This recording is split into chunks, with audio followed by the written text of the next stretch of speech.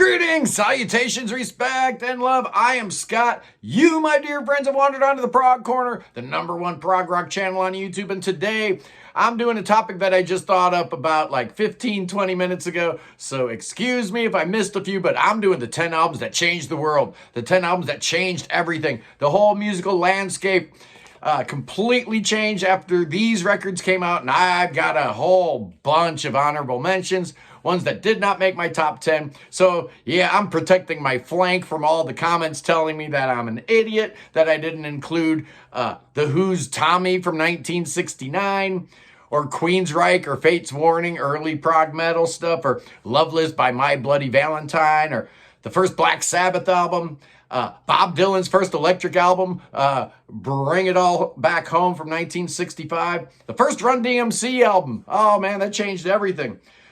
Freak Out from the Mothers of Invention, 1966. Joy Division, Unknown Pleasures, Talking Heads, Remain in Light. How about Judas Priest's Sad Wings of Destiny? Is that kind of like the first prog metal album? How about Funkadelic Maggot Brain? Wow, that was ahead of its time in 1971. Sly and the Family Stone, Stand, 1969. Carole King, Tapestry. How about Woody Guthrie's Dust Bowl Ballads from 1940, the very first concept album, although it was on like 678s. Nobody plays 78s anymore. Velvet Underground and Nico. What's Going On from Marvin Gaye. In the Wee Small Hours, Frank Sinatra. The Stooges' Raw Power.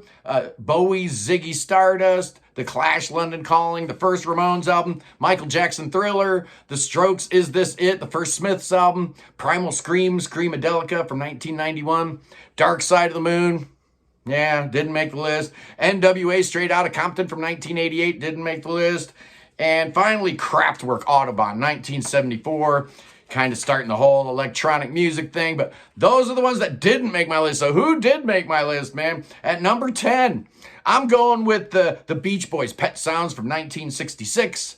Obviously, this was Brian Wilson's masterpiece and one of the first albums where they utilized the studio as a member of the band.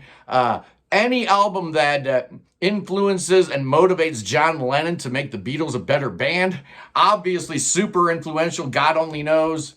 What a great song. The only thing that could have made Pet Sounds better is if Good Vibrations had made the actual running list on there. At number 9. Yeah, this is a prog channel, so there's going to be a couple prog entries in here. And I'm going with Engelgard's debut album, Hybris, from 1992. The album that kind of started the whole thing going. I know there was progressive stuff happening in the late 80s and early 90s, but in 1992, this was the shot heard over the bow. Across the world, they heard this man, and musicians around the world decided, maybe it's okay to be a prog rocker. Maybe prog rock isn't as dirty a word as I thought it was.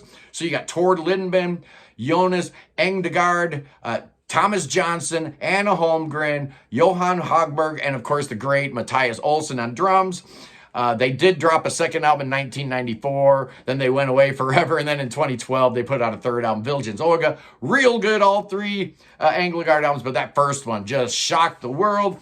At number 8, I'm going with Miles Davis in a Silent Way from 1969. There's a whole lot of 1969 on this list, I noticed. Was this the very first jazz fusion album? I don't know, but it definitely heralded in Miles Davis's electric period. He recorded this all in one day. Think about that for a second. You've got Wayne Shorter and Joe Zawinul, who went on to form Weather Report. You got John McLaughlin, of course, from Mahavishnu Orchestra. You got Chick Corea, who would go on to form Return to Forever. Herbie Hancock with his Headhunters stuff. Dave Holland, Tony Williams on drums. Is there a better drummer on planet Earth than Tony Williams? If there is, let me know. Yeah. So Miles Davis, absolutely. At number 7, I started thinking, what is the very first heavy metal album? What was the heaviest album? The album that kind of got the whole heavy rock scene going. You can think of Cream, maybe. You know, Disraeli Gears, or Vanilla Fudge, or The Kinks with You Really Got Me. The Yardbirds had that hard blues kind of edge. What about Blue Cheer in their, Summertime Blues cover? The Beatles with Helter Skelter. But I am going with, as my 7th most influential album of all time, I'm going with the first Jimi Hendrix Experience album, Are You Experience, from 1967. Yeah, the second one was better, Axis Bowl to Love, but this one was absolutely shocking. Of course, it's Jimi Hendrix, Noel Redding, and Mitch Mitchell. Just an incredible record. It changed everything. It was not a big hit at first. It took a little bit of time, but yeah, I'm showing the alternate album cover here. We all know this one, right? Yeah, but yeah, that's pretty cool too. The original Decca cover. At number 6, man, I'm going with Radiohead Kid A. I could have gone with the Bends. I could have gone with OK Computer. Certainly could have gone with In Rainbows as far as a whole new model for dropping a new album. But I'm going with Kid A because musically it was the strangest thing they'd ever done. It was a complete left-hand turn. Where are all the guitars, man? It's just so weird. I didn't expect this album at all after OK Computer. They just took a complete left turn, changed everything. This album hit number 1 in both the US and the UK, and rightly so, man. 2000. No one was expecting this album. No one was prepared for this album. And yeah, it changed the musical landscape. Now I'm getting into my top 5. I'm going to show these. At number 5, man, from 1959.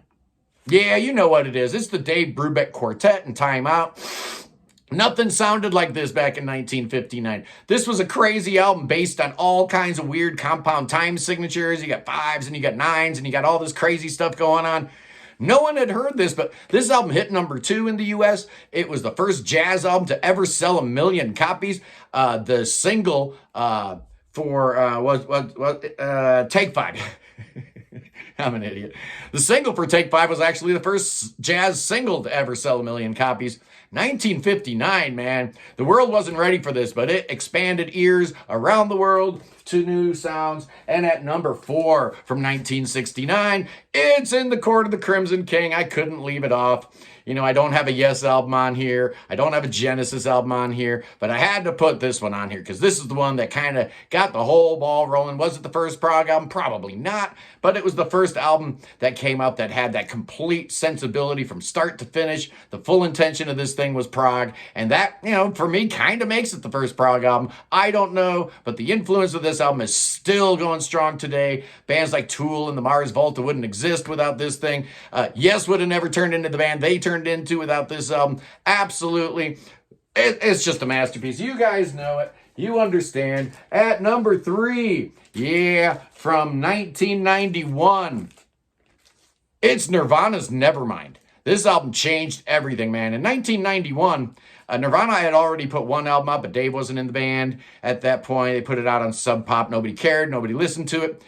They get signed to Geffen, and they hire Butch Vig to do the production. And back in 91, every single rock station in America was a classic rock station. Nobody played new music. Well, unless like Eric Clapton or Tom Petty had a new song out. Everything was just oldies, you know, old rockers, and it was getting stale and tired. And then Smells Like Teen Spirit hit MTV, and it changed everything. This album is amazing. It hit number 1 in the US as well as it should have. It's every bit as good as its reputation. Even though I do like its follow-up In Utero a little bit better, this was the one. This was the shot across the bow, the shot heard around the world. At number 2, oh yeah, man, at number 2, albums that changed everything. I'm going with Nevermind the Bollocks. Here's the Sex Pistols. And yeah, I know MC5 and the Stooges and even the Ramones came out before the Pistols. So this isn't the first punk album by any means, but it was the one that got everybody's attention. I guess bollocks is like a naughty word in England. Us Americans, we couldn't care less. This changed the music industry from top to bottom, and it signaled the end of artists like Hypnosis and Roger Dean, because apparently the guy that did this cover did it for $50. And just such an amazing album. This actually hit number 1 in the UK. But it only hit 106 in America, so clearly American ears weren't quite ready for this, but I adore the Sex Pistols. I love this album. Steve Jones is just amazing. Sid Vicious only plays bass on like one song. Glenn Matlock plays on one song. It's Steve Cook playing, you know, all the guitars, all the drums. Just an amazing band, along with Paul Cook on drums. Yeah, Glenn Matlock played on Anarchy in the UK, I think. Oh, so good. Changed everything. Changed the world. But the one album that supersedes it Yeah, you know what it is. There's one album that was more influential, more important, changed the world more than any other record ever could or ever will. It's Sgt. Pepper's Lonely Hearts Club Band from 1967. As I mentioned earlier about Pet Sounds, these weren't the first guys to, really do an arty album where they're considering it as a piece of art instead of just, commercial music. But it was the first one that executed it to perfection. And it's not a concept album, but it might as well be. Everything about this album is considered, intentional. Everything about this album was thought through all the way. It's just an amazing achievement, and it changed everything, man. You talk to, proggers from John Anderson to Robert Fripp, they will tell you this album changed everything that was happening in their brain, right? Music was one way before this album, and music was a whole other way after this album. So for that reason, Sgt. Pepper's Lonely Hearts Club Band is the one album that changed the world, shook it to its very foundations. Anyway, guys, I'm going to be continuing with my shorts series, the 5 best albums from various bands. I'm going to be doing that all week. And then Sunday, man, I'm excited, man. Sunday, I've got the Samurai of Prague on here. Kim Oporski, Marco Greco. Hopefully, we'll have Marco Bernard on here, too. So we'll get the 3 main guys in Samurai of Prague, talking about their brand new album, The Time Machine, listening to a couple tracks. I couldn't be more excited because I absolutely adore the Samurai of Prague, and this new album's real good too. They are definitely on a tear. So anyway, guys, I love you. Peace in the Middle East. We need some peace, man. Israel, Palestine, Iran, the Houthis in Yemen, everybody just take a chill pill, man. It's all going to be all right. We Americans are getting all like crazed about this election thing going on, but either way, we're going to be fine. Thoughts and prayers to the Middle East, man. Peace in the Middle East. You know what to do. Free Tibet. Free the Ukraine, free Willie, free your mind, free everything, free everybody, and God save the king. Yes, indeed, save King Chucky. That boy definitely needs some saving. And the best way to get saving is to come to America, because we got the best pastoring in the world here. We got thoughts and prayers. We got spells and incantations. Our prayer warriors working 24/7 for that boy. Hey, the king isn't doing so good. Yeah, we got to do some thoughts and prayers. Oh, we'll get them all fixed up. Yeah, none of that's going to work. None of that's going to work. The only thing that's going to work is what Billy Bob's got in store. Hey, Billy Bob, bust out them snakes. Oh, no, we got snakes. Oh, and they're dangerous. Oh, they're coming at me. They want me, but I'm not going to let them get me. They're not going to get me because the armor of God is on me and the power of Jesus is with me. And I hope it's with you too. Have a great day. Enjoy life and don't get stressed out, man. Life's too short for that. Peace.